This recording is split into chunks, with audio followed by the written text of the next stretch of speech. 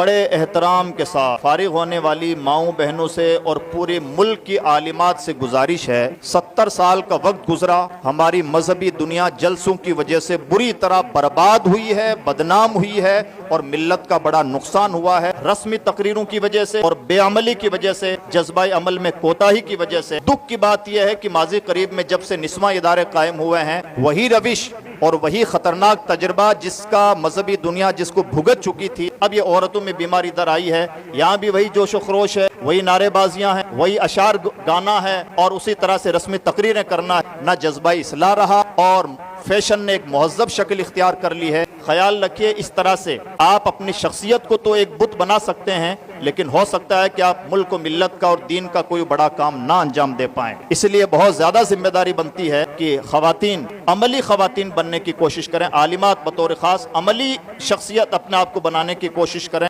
اور اس زمانے میں، جس زمانے میں خواتین کثرت کے ساتھ ارتداد کا شکار ہو رہی ہیں اور اصلاح کی سب سے زیادہ ضرورت، بے شک سب کو اصلاح کی ضرورت ہے، لیکن اگر تناسب دیکھا جائے تو مردوں کے مقابلے میں عورتوں میں زیادہ اصلاح کی ضرورت ہے، لیکن اس سلسلے میں مرد اصلاح کرنے میں جتنے ناکام ہیں، عورتیں اس سے زیادہ ناکام ہیں اگر ناکامی اور کامیابی کا ریشو دیکھا جائے۔ اس لیے عالمات کی ذمہ داری اور دو چند ہو جاتی ہیں۔ امید کرتا ہوں اپنی بہنوں سے کہ وہ صرف خطیبہ نہیں بنیں گی، مقررہ نہیں بنیں گی، صرف تقریریں پروسنے والی نہیں بنیں گی، بلکہ جذبہ اصلاح کے ساتھ داعیانہ مزاج کی دردمند خواتین بنیں گی اور جہاں کہیں بھی رہیں گی ملت کی مناسب رہنمائی کریں گی۔